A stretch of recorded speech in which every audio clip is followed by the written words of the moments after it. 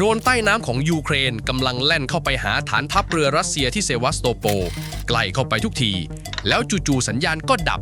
ตัวโดรนลอยเคว้งเกยเตือนไปเฉยๆไม่มีใครยิงมันตกนะฮะแต่มีคนคนเดียวนั่งอยู่อีกซีกโลกสั่งปิดสัญญาณในรัศมี100กิโลเมตรรอบไครเมียเรื่องนี้ถูกเล่าไว้ในหนังสือชีวประวัติของอีลอน มัสก์ที่เขียนโดยวอลเตอร์ ไอแซคสันและตัวมัสก์เองก็โพสต์รับในเวลาต่อมาว่าถ้าเขาตกลงเปิดสัญญาณให้ตอนนั้นบริษัทของเขาก็จะกลายเป็นผู้ร่วมก่อสงครามครั้งใหญ่ไปเลยทีนี้เครือข่ายดาวเทียมตัวเดียวกันนี่แหละฮะเมื่อวันที่13สิงหาคม2569 Starlink เปิดรับออเดอร์ทั่วประเทศเวียดนามอย่างเป็นทางการราคาที่ประกาศออกมาแพ็กเกจสำหรับบ้านเริ่มต้นราว1,100,000 ดองต่อเดือนตีเป็นเงินไทยก็ประมาณ 1,400 กว่าบาทได้ความเร็วราว100เมกส่วนแพ็คครอบครัวที่เร็วเกิน400เมกอยู่ที่1,700,000 ดองหรือราว 2,200 บาทยังไม่หมดนะฮะค่าชุดจานรับสัญญาณอีกก้อนหนึ่งรุ่นมาตรฐานราว 13,000 บาทรุ่นเล็กราว 11,000 บาท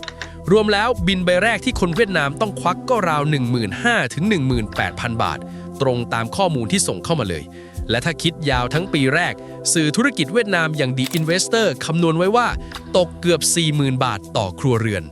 คุณผู้ชมอาจสงสัยว่าแล้วเวียดนามซื้อของแพงขนาดนี้ทำไม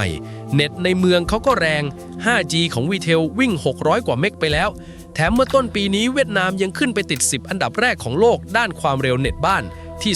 288เมกคำตอบมันอยู่ที่แผนที่ครับประเทศเขายาว 1,600 กิโลเมตรมีภูเขามีชนบทที่ลากสายไม่ถึงแล้วก็มีทะเลกับเกาะแก่งอีกมหาศาลตัวเลขที่หน่วยงานเวียดนามยอมรับเองก็คือสัญญาณมือถือครอบคลุมประชากรเกือบเต็มร้อยแต่ถ้าวัดเป็นพื้นที่จริงๆครอบคลุมแค่ราว 58% ของแผ่นดินและถ้ารวมพื้นน้ำเข้าไปด้วยเหลือแค่14กว่าเท่านั้นเองมันคือรูโหว่ที่สายไฟเบอร์อุดไม่ได้เขาเลยต้องยอมกลืนเลือดซื้อของแพงแต่กลืนเลือดแบบมีเงื่อนไขนะไม่ใช่เปิดประตูให้เดินเข้ามาเฉยๆฮานอยออกมติสภาแห่งชาติเลขที่193เมื่อวันที่19กุมภาพันธ์ปี2568เปิดช่องนำร่องให้ต่างชาติถือหุ้นได้ 100% ในบริการดาวเทียมวงโคจรต่ำแล้วตามด้วยคำวินิจฉัยของสำนักนายกที่ลงนามโดยรองนายกเหงียนชีซุงกำหนดเพดานไว้ที่ 600,000 จุดนะครับและต้องจบโครงการก่อนวันที่1มกราคมปี2574ใบอนุญาตจริงออกให้เมื่อวันที่14กุมภาพันธ์ปีนี้มีอายุถึงสิ้นปี2573ตัวบริษัทที่ตั้งในเวียดนามชื่อ Starlink Services เวียดนามทุนจดทะเบียน 30,000 ล้านดองประธานคือลอเรน ไดรเออร์ผู้บริหารระดับสูงของ SpaceX ส่วนผู้อำนวยการเป็นคนเวียดนามชื่อโดบาทิกและนี่คือหมัดเด็ดที่คนมักมองข้ามฮานอยบังคับให้ตั้งสถานีภาคพื้นดิน4แห่งในประเทศที่จังหวัดฟูเถาะที่ดานังและอีก2จุดในนครโฮจิมินห์แปลว่าข้อมูลของคนเวียดนามต้องวิ่งลงมาแตะพื้นดินในบ้านตัวเองก่อนเสมอรัฐกำกับได้เหมือนผู้บริการเน็ตทั่วไปแถมยังเขียนไว้ชัดว่าให้กระทรวงกลาโหมกับกระทรวงความมั่นคงสาธารณะร่วมกันคุมการทดลองนี้ผิดเงื่อนไขเมื่อไหร่ยึดใบอนุญาตคืนได้ทันทีคุณผู้ชมเห็นภาพไหมฮะเขาไม่ได้ยกกุญแจบ้านให้เขาให้แค่กุญแจห้องเช่าแล้วยังยืนถือกล้องวงจรปิดอยู่หน้าประตูทีนี้ตัวเลข 600,000 จุดกับเส้นตายปี2574มันซ่อนอะไรไว้ผมมองอย่างนี้นะเวียดนามมีผู้ใช้เน็ตบ้านอยู่ราว25ล้านราย 600,000 จุดคิดเป็นแค่ 2% กว่าๆของตลาดเท่านั้นเองมันเล็กเกินกว่าจะไปแย่งลูกค้าในเมืองของ Viettel หรือ VNPT ได้เลยต้องบอกก่อนว่าตัว Viettel เองเนี่ยไม่ใช่บริษัทเอกชนธรรมดาแต่เป็นรัฐวิสาหกิจในสังกัดกระทรวงกลาโหมเวียดนามถือส่วนแบ่งตลาดราว 44% มีลูกค้า11ล้านรายเพราะฉะนั้นเพดานตัวนี้คือกำแพงกันไม่ให้ของนอกมาทุบธุรกิจของกองทัพตัวเองส่วนเส้นตาย5ปีก็คือปุ่มถอยครับถ้า5ปีผ่านไปแล้วรู้สึกว่าคุมไม่อยู่ไม่ต้องเจรจาเลิกสัญญาให้เหนื่อยแค่ปล่อยให้มันหมดอายุไปเองแล้วเขาเอา 600,000 จุดไปใช้ตรงไหนถ้าให้เดานะครับน้ำหนักส่วนใหญ่จะไม่ได้ลงที่บ้านคนในเมืองแต่จะลงไปที่เรือประมงเรือตรวจการและเกาะห่างฝั่งโดยเฉพาะแถบหมู่เกาะพาราเซลกับสเปรดลีที่เวียดนามพิพาทกับจีนมายาวนานพื้นที่แบบนั้นสายเคเบิลลากไม่ถึงเสาสัญญาณตั้งไม่ได้แต่จานดาวเทียมยกลงเรือได้เลยพูดง่ายๆก็คือฮานอยกำลังซื้อวิทยุสื่อสารสำรองไว้ใช้ในวันที่สายหลักถูกตัดและจ่ายค่าของด้วยกฎที่ตัวเองเขียนเองข้ามฝั่งมาที่บ้านเราบ้างเรื่องมันเริ่มก่อนหน้านั้นครับปลายปี2568ตัวแทนของ SpaceX ชื่อโอลิเวอร์ เอโดแมนผู้จัดการกิจการรัฐบาลระดับโลกเข้าพบนายชัยชนกชิดชอบรัฐมนตรีว่าการกระทรวงดิจิทัลเพื่อเศรษฐกิจและสังคมข้อเสนอบนโต๊ะคือขอตั้งบริษัทที่ต่างชาติถือหุ้นเต็มร้อยปรากฏว่าฝั่งไทยตอบกลับมาแบบไม่อ้อมค้อม สื่ออย่าง Bangkok Post รายงานคำพูดของท่านรัฐมนตรีไว้ว่าถ้าบริษัทจะตั้งแบบถือหุ้นเองทั้งหมดก็ไม่มีโอกาสจะร่วมมือกันเพราะความเป็นเจ้าของกิจการโทรคมนาคมมันผูกโดยตรงกับระบบความมั่นคงดิจิทัลของประเทศและยังบอกอีกว่าต่อให้ระบบมันดีแค่ไหนมันไม่ได้แค่มาเติมช่องว่างพื้นที่ห่างไกลแต่มันจะเปลี่ยนโครงสร้างตลาดทั้งระบบปมที่ทำให้คุยกันไม่จบมันอยู่ที่กฎ2ชั้นครับชั้นแรกคือพระราชบัญญัติการประกอบธุรกิจของคนต่างด้าวปี2542คู่กับกฎหมายประกอบกิจการโทรคมนาคมซึ่งแยกใบอนุญาตเป็น3แบบใบแบบที่1คือขายบริการโดยไม่มีโครงข่ายของตัวเองอันนี้ต่างชาติถือได้เต็มร้อยแต่พอเป็นแบบที่2และแบบที่3คือมีโครงข่ายเป็นของตัวเองกดล็อกไว้เลยว่าต่างชาติถือได้ไม่เกิน 49%แล้วดาวเทียมกับสถานีภาคพื้นดินมันคือโครงข่ายเต็มตัวชั้นที่2คือประกาศเรื่องการครอบงำกิจการโดยคนต่างด้าวที่กสทช.ใช้ดูลึกลงไปถึงสิทธิออกเสียงและอำนาจบริหารจริงไม่ใช่ดูแค่ตัวเลขหุ้นบนกระดาษบวกกับระบบสิทธิขึ้นลงสัญญาณที่ผู้ให้บริการดาวเทียมต่างชาติต้องขออนุญาตแยกเป็น3ใบ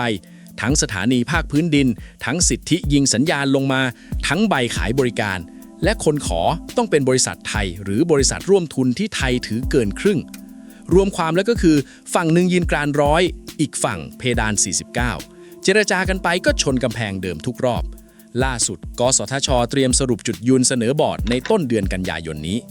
แล้วถ้าสมมุติว่าไทยยอมให้ถือเต็มร้อยแถมไม่ต้องตั้งสถานีภาคพื้นดินในประเทศมันจะเกิดอะไรขึ้นอันนี้ต้องดูของจริงที่เคยเกิดมาแล้วกรณีไครเมียที่ผมเล่าไปตอนต้นคืออันหนึ่งอีกอันคืออิหร่านตอนที่รัฐบาลอิหร่านสั่งตัดเน็ตทั้งประเทศช่วงสงครามและช่วงประท้วงตัวมัชเองก็สั่งเปิดสัญญาณให้ผู้ประท้วงใช้อิหร่านตอบโต้ด้วยการกวนสัญญาณและประกาศว่าอุปกรณ์พวกนี้เป็นของต้องห้ามด้านความมั่นคงสังเกตให้ดีนะฮะทั้ง2กรณีนี้ปุ่มเปิดกับปุ่มปิดอยู่ที่มือเอกชนต่างชาติไม่ได้อยู่ที่รัฐบาลเจ้าของพื้นที่เลยสักครั้งแล้วไทยเคยเจอของจริงมาแล้วด้วยจำได้ไหมครับตอนที่เราตัดไฟตัดเน็ตฝั่งเมีรดีเพื่อบีบแก๊งคอลเซ็นเตอร์เมื่อต้นปีที่แล้วพอเราตัดปุ๊บพวกมันหันไปใช้จานดาวเทียมแทนจนถึงขั้นที่ข้อมูลของหน่วยงานจดทะเบียน IP ในเอเชียแปซิฟิกชี้ว่าช่วงกลางปีถึงต้นเดือนตุลาคมปีที่แล้ว Starlink ขึ้นไปเป็นผู้ให้บริการเน็ตอันดับ1ของประเทศเมียนมาไปเลยแล้วพอกองทัพเมียนมาบุก KK Park ในเดือนตุลาคมก็ยึดชุดจานได้30ชุดมีภาพถ่ายที่เห็นจานเรียงอยู่บนหลังคาตึกเดียวเกือบ80ตัวต่อมาทาง SpaceX ก็ออกมาบอกว่าได้ปิดการใช้งานอุปกรณ์ในบริเวณศูนย์ต้องสงสัยไปแล้วกว่า 2,500 เครื่องซึ่งก็ดีนะฮะแต่คุณผู้ชมลองคิดตามดีๆว่าใครเป็นคนกดปิดไม่ใช่ตำรวจไทยไม่ใช่ทหารเมียนมาแต่เป็นบริษัทที่อยู่ห่างออกไปครึ่งค่อนโลกเขาจะกดหรือไม่กดเมื่อไหร่กดกี่เครื่องเราไม่มีสิทธิ์สั่งเลยแม้แต่นิดเดียวทีนี้ลองเอาสถานการณ์แบบนั้นมาวางบนโต๊ะการทูตของไทยที่เราเรียกกันว่าไผ่ลู่ลมคือเอนตามลมโดยไม่หักอยู่กับสหรัฐก็ได้อยู่กับจีนก็ได้ถ้าดูทรงแล้ว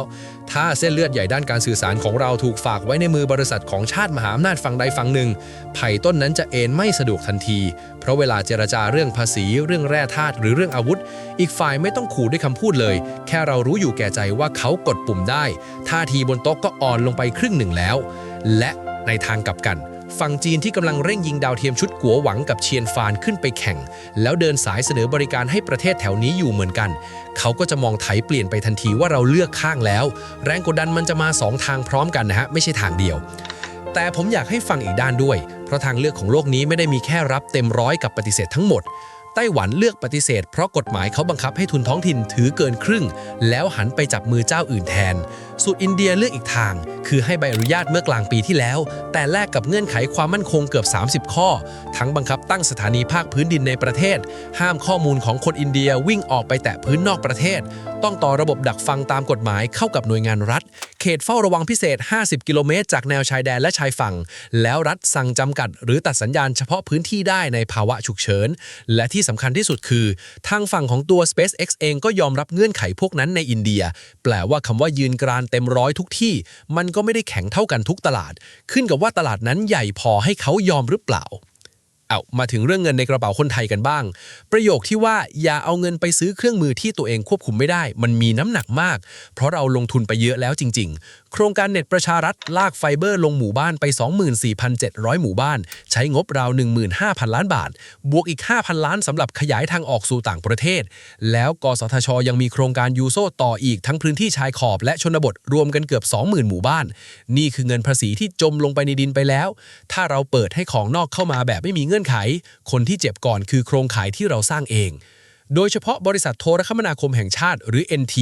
ที่ตอนนี้อาการไม่ค่อยดีอยู่แล้วเขาถึงออกจากแผนฟื้นฟูเมื่อกลางปีที่แล้วพศ2568ยังทำกำไรได้อยู่ตัวเลขที่รายงานกันมีทั้งราว 1,900 ล้านและราว 3,000 ล้านแล้วแต่จะดูงบตัวไหนแต่ปีนี้พลิกเป็นขาดทุนครึ่งปีแรกติดลบไปแล้วราว 1,100 ล้านบาทและทั้งปีมีการคาดกันว่าจะขาดทุนหลายพันล้านสาเหตุหลักคือสัญญาเช่าคลื่นเดิมหมดอายุแล้วรายใหญ่ไม่เช่าต่อ